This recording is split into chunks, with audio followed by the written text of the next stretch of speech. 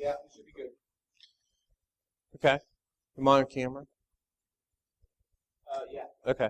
Well, a little bit shorter. Yeah, there we are. You're on. Cool. I'd like to thank Brian Martin of Digital Trust for paying for dinner last night, the Hacker Family Dinner. Brian has been with us since HackerCom 1. It wouldn't be HackerCom without him. He's running a really cool lockpicking contest on Sunday. He really is a huge supporter of HackerCon, Hackers for Charity. So without further ado, Brian Martin, thank you. This Brian Martin, not the other one. Yeah. Not attrition. Everybody knows that, though. I apologize for my terrible presentations. It's about the information, right? Not about how it looks on the screen. There's about the lockpicking contest. You haven't seen it yet, but there's a boatload of locks out there. Stuff that you've probably never seen before if you're a lock fanatic. There's some really rare stuff. We can show you how to open all of them. Not quickly. In some cases, it's just pure lock sport. But there's going to be a contest tomorrow. The person who opens the most locks in the time period wins a front sight firearms training certificate. The person who comes in number 2 wins some cool stuff too. And please stop by and talk to us about Digital Trust and what we can do for you. Yay, advertising. Okay. So, since it's early, would anybody like a 5-hour energy? Really?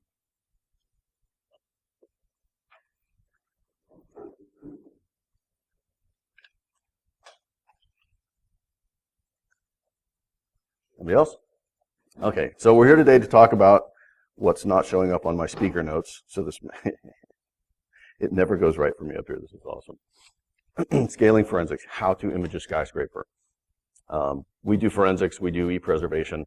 So this question comes up on occasion. Can you do an entire building? Well, of course we can. Anybody can. It's just a matter of knowing it. Everybody recognize the building? All right, that's it. I'm going home. Class over. That's the matrix. If Skoda was here, he'd have recognized it. Okay. So I've been identified. You all knew I am. La-di-da. Great. Digital Trust, what we do, yay. Okay. So time equals money when we're doing forensics. Who here does forensics or preservation? Anybody? Okay. Who here's ever tried to copy a 2 terabyte hard drive? Takes a while, doesn't it? So when you go in to do epreservation, which is the collection of digital evidence, you have to copy all this stuff.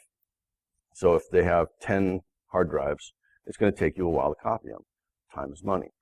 So it's important to be able to do this stuff fast. Epreservation is a buzzword. It actually just comes down to copying all of that electronic stuff, and then if they're paying you, collating it. So what happens is the lawyers send out a order to preserve, which is a legal bludgeon. They don't understand it, most of them. Matt's office apparently does, which is impressive because I think I've encountered 2 law offices that actually understand what it means when they ask for preservation of electronic evidence. Most of them understand that at some point they're going to get a stack of email on paper, and that's e-preservation? No. The city lawyers, New York, San Francisco, all those kind of places, they understand that when they ask for e-preservation, they're getting the metadata as well. But most lawyers in most places have been to a presentation like this and been told you need to demand preservation of electronic evidence. But they don't know why. They don't understand what it is they're asking for. And when you hand them a stack of paper, they're perfectly happy. So there's a level of ignorance out there in the legal profession when it comes to this stuff that we're trying to correct, because e-preservation is a big stick, and you can use it to settle cases fast. It's a wonderful weapon for law. So when you ask for e-preservation, it should be painful. That's the objective, is to cause pain for the other side and to find the truth, but mostly to make it difficult so that they'll settle, or to find the truth. It depends on which side of this alleyway you're on as to what's going on when you ask for it, but you're digging, and digging is always painful.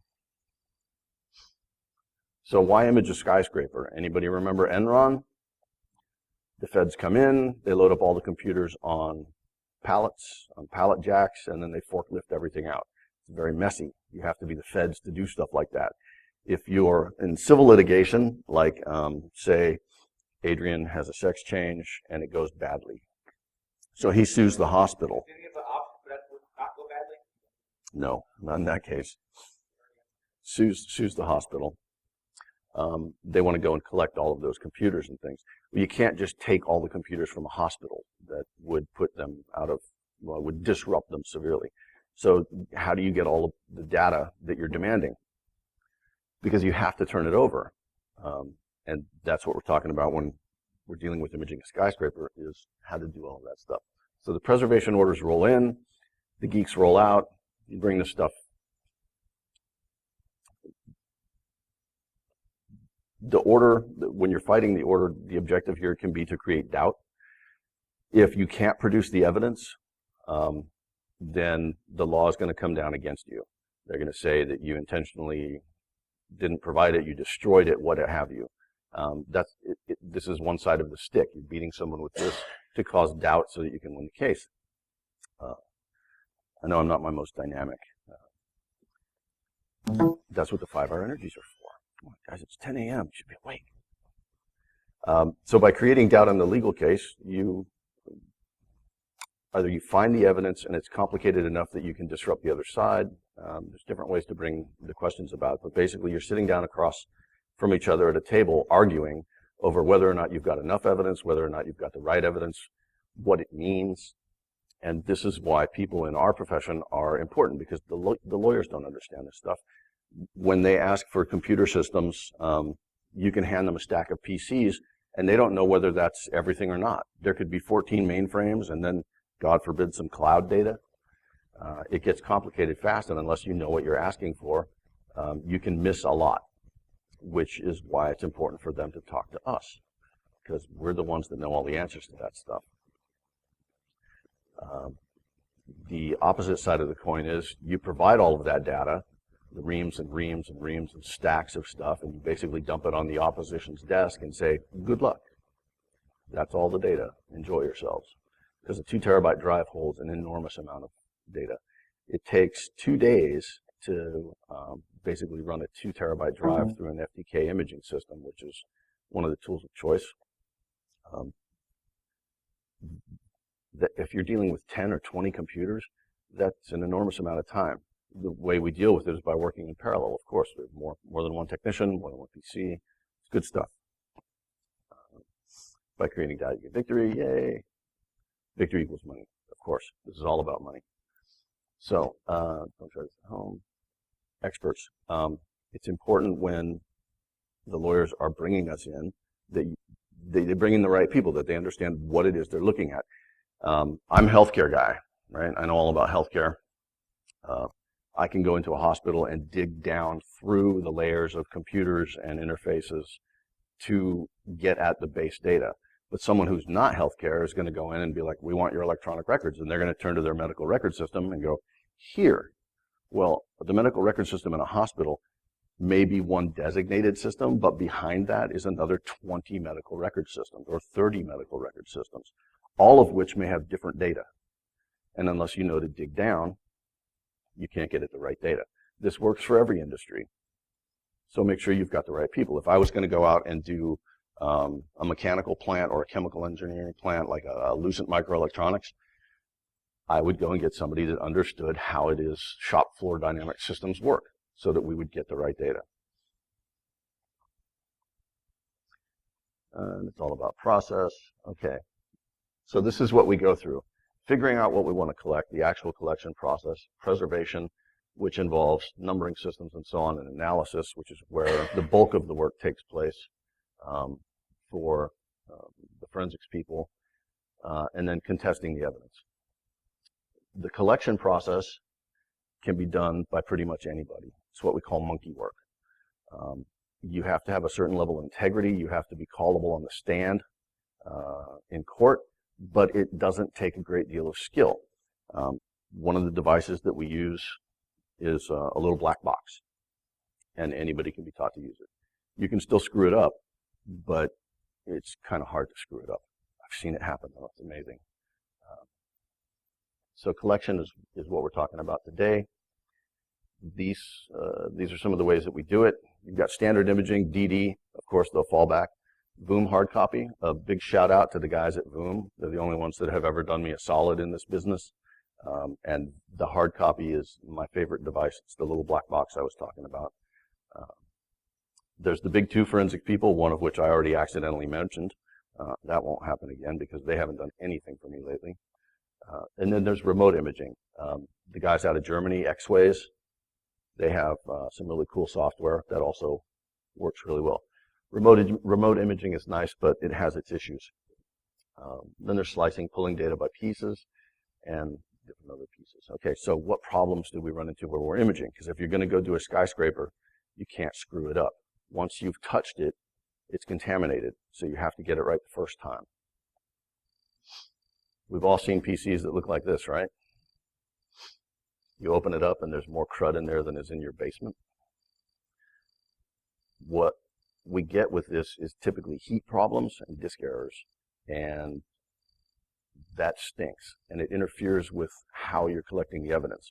You can DD something with disk errors, but you have to understand what it means and how it's going to turn out once you've done it. And the guys at My Hard Drive Died are wonderful at explaining all of the repercussions of my hard drive is dying and what that means to the legal system. But basically for us, it means you're going to copy it, you're going to checksum it, and if you're lucky, you get to checksum it again, and hopefully they match. But even if they match, it still could be a problem. So disk errors and understanding the hardware that you're imaging, especially in higher end investigations, can be a significant issue. It takes talent. What talent, which is frankly beyond me. That's why we have people like My Hard Drive Died. Great guy. But for the most part in civil litigation, as long as you can scrape the information off the platter and call it good, that's adequate. You have done your due diligence, you have done your best, that's all that's necessary. So if it doesn't come back and checksum again, that's all right. This is not a criminal investigation, it's a civil litigation. People are not actively going out and subverting the evidence. So it depends on what the court will accept. Problem with going across the network and doing it that way is typically you see a lack of bandwidth. You're going to have at least a 100 meg connection. On a 100 meg connection, it's going to take you 4 hours to pull across an 80 gig drive. So you can't saturate somebody's backbone to do 100 PCs at the same time because they won't have any bandwidth, and you can't get it anyways. Even on a gig network, the most you can achieve is typically 3 hard drives at one time. So it's going to take a long time to image a skyscraper across the network. Another problem is security. Have they encrypted the hard drives? How do you deal with the encryption? At what level do you get to deal with the encryption? Wonderful issues. The basic function, though, of imaging a hard drive is just copying the binary data. So we don't care if it's encrypted or not. It doesn't matter. Bits are bits. But it can be an issue when you go to read it. And then there's the lovely concept of best evidence. When it comes to criminal investigations and most high-end law, best evidence means you got to have the original thing. So back to our poor Adrian here. We actually need the hard drives that came out of those computers, not copies of those hard drives, the originals. But for civil litigation, we don't even need that. Best evidence is, again, did you try really hard? Did you do your diligence? All we need is a copy of the hard drive and a statement that says, I copied it at this date and time, that was the checksum. I swear, stack of Bibles, that's the hard drive. Well, a perfect copy. And then if the data changes on the hard drive, we don't care because we've done what needed to be done. So best evidence varies. This is where legal counsel will tell you what to do. Scheduling can also be a problem. Aside from the bandwidth issues, you're going to show up at somebody's desk and take their computer down. In addition to scheduling, yes, this goes right along with it. When you show up at their desk and ask for their hard drive, they're going to ask you why. So you either have to have a really good excuse or better, they're not there. So can you grab it over lunch? Can you grab it at night? Can you grab it on the weekend? We call those swoop and scoops. We'll go in Friday after work closes, and we'll start working, and then we'll wrap up sometime Sunday, depending on the size of the building. Joshua and I did one out in Reading a while ago. Loads of fun. Something always goes wrong, but if you can avoid employees and you can avoid scheduling, it makes things a little bit easier. Because if they're sitting there watching you do it, they're going to be questioning you the whole time. What is this? And then they're going to go down the hallway and ask their friend, what's going on? You don't need that. Estimating how much all of this is going to take can be fairly complicated. I mean, you know things like, okay, it's going to take 4 hours to copy a single hard drive, unless it's a large hard drive, and then it'll take 12 hours to copy a hard drive. So you need to know what it is you're getting into. You got to have some intelligence going in if you're going to make any sort of reasonable estimate.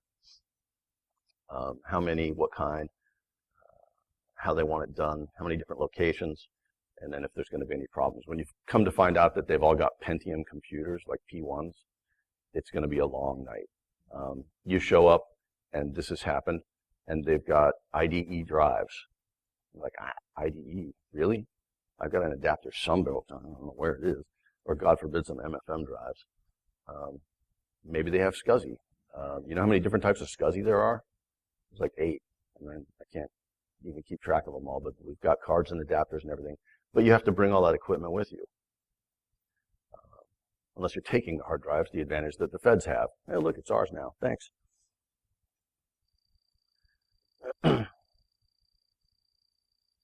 Nobody? Come on. All right, we get some chuckles there. Cool. Okay, so what's going on? Practicality. If it's remote, it takes too long. If we send a technician out with a tool, like my little black box, then we need a little black box and a technician for every single copy that we're making. So we're limited in bandwidth by how many black boxes we can send to the job. Plus, those things aren't free. They're like $1,500 a pop. Actually, we'll talk about cost in just a second. Too many techs expensive. But what if we could just use the clever monkeys? I told you, it's not hard to copy a hard drive. Everybody's DD'd. We all know how to do that. So this is why we don't want to use hardware. It's expensive. Really expensive, not quite as expensive. The hard copy, other disk duplicators. There's this thing called a logic cube. We don't use those, even though they're less expensive. There's a reason why we don't use that, and we'll talk out there if necessary. Ironically, the laptop with a copy of Ubuntu, which is perfectly acceptable in every court, is cheap. And then you can go home and play Call of Duty when you're done. So that's, I like laptops, but there's an even better way to do it with clever monkeys. So now to the actual how to image a skyscraper portion, which is technical. People say, you don't do technical. Finally, we get to do a technical presentation. Come on. What happened? Did we lose net? Well, while that's going on, let me pass these out. Who's going to attempt to follow along or wants a copy of all of the stuff I'm going to tell you to download from the net? Because I only have that many. You sit in front, you get the benefit.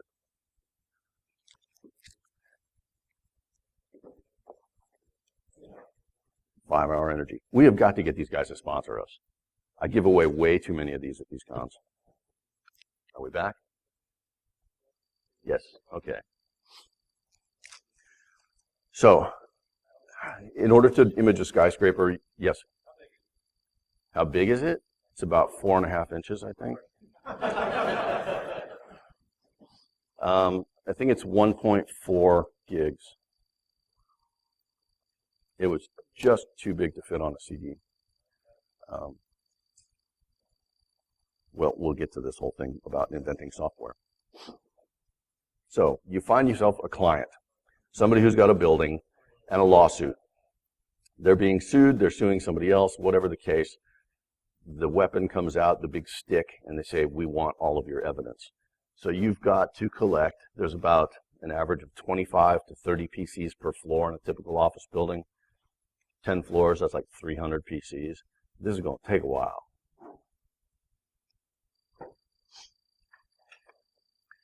So how are we going to do it? Well, with our clever monkeys. Love monkeys.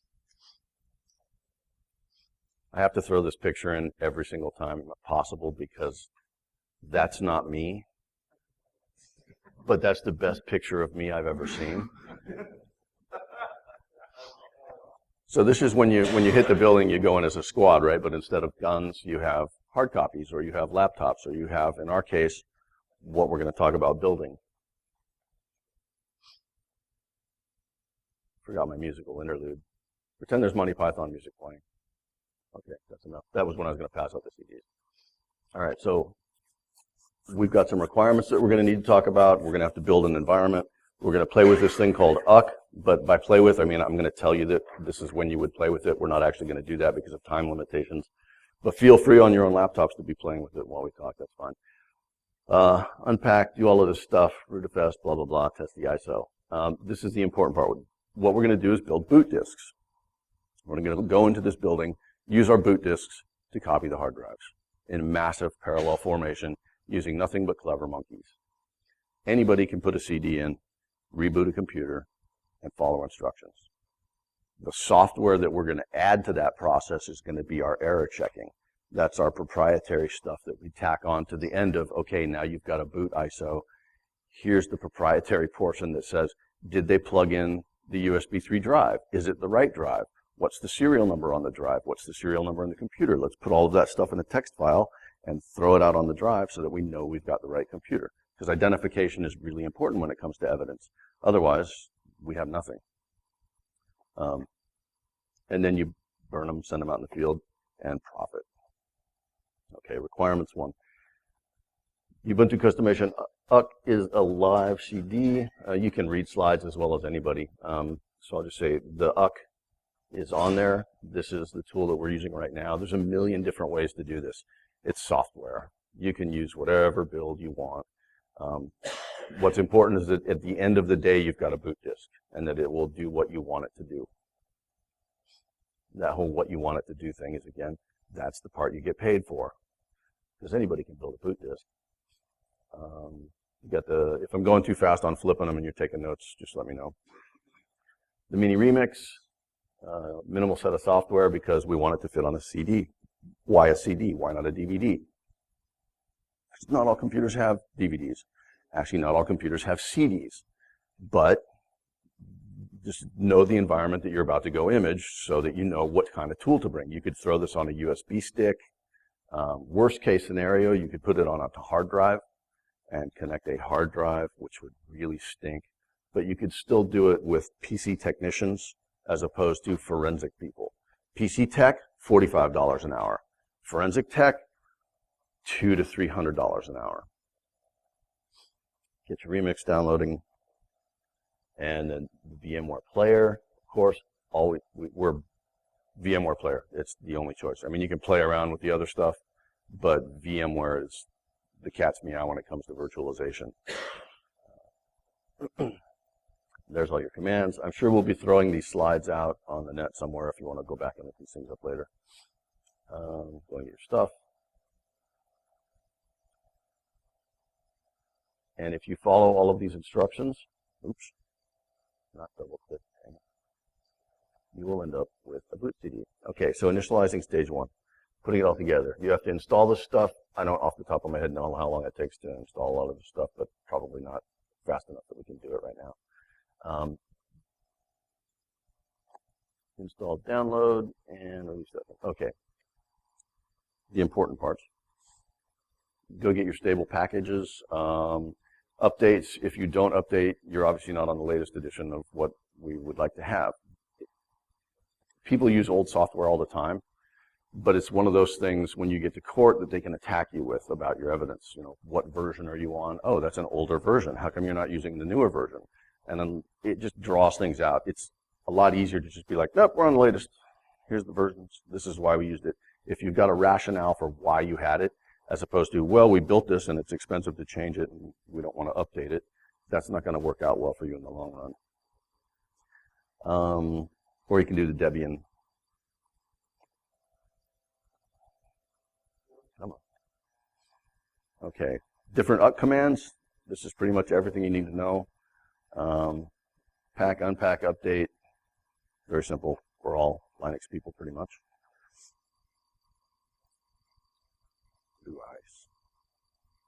Come on. Okay, unpacking it. Here's your unpacking instructions. Remaster clean, to clean things up. Every time you remaster and clean it, everything that you put in there will go away, so be careful. You've got to understand how this stuff plays. It's not like you can just whip this out at a client site one day and go, let's do it this way. Trust me, you're going to want to play with this for a while before you make it production. Unpack to temp, remastering, unpacking, and now you're in the root and you can do all kinds of stuff. It's basically customizing a Linux image. Okay.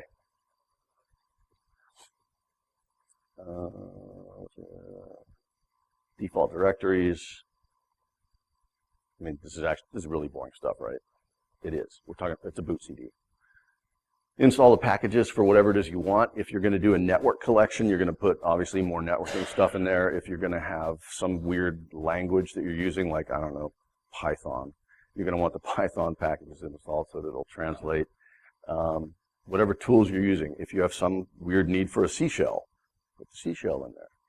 Whatever it is, it's your custom environment, your build. It's going to do whatever it is you want it to do. Ours is really simple. We're just shell and Python, and then the various commands like dd and so on.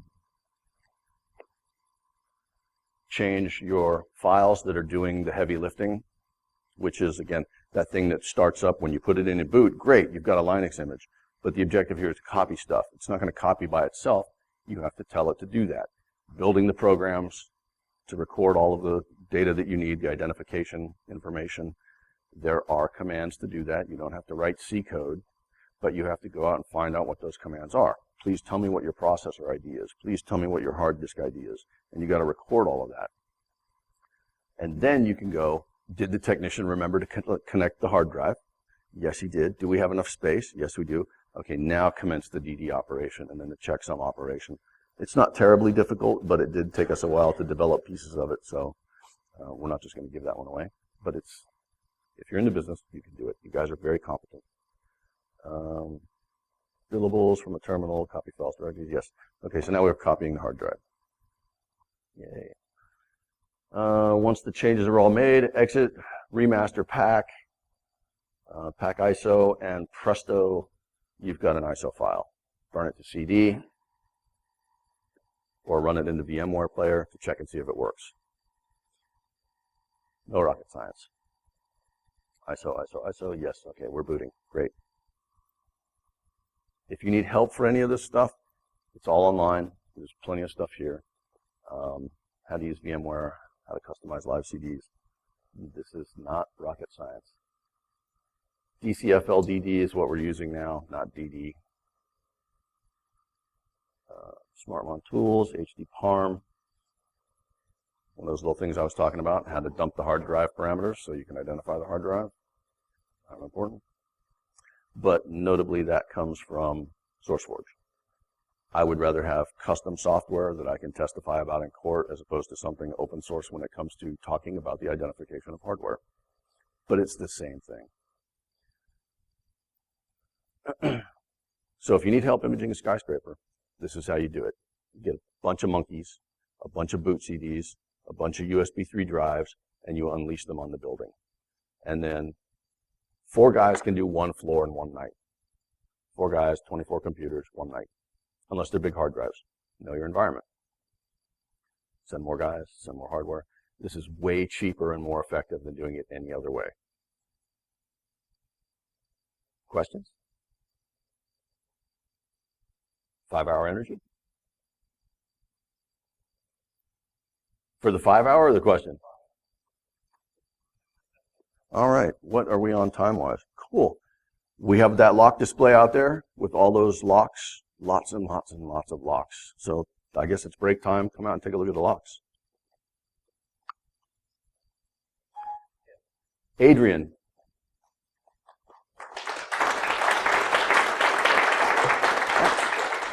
Oh, I almost forgot. We also have t-shirts. Who will fight each other?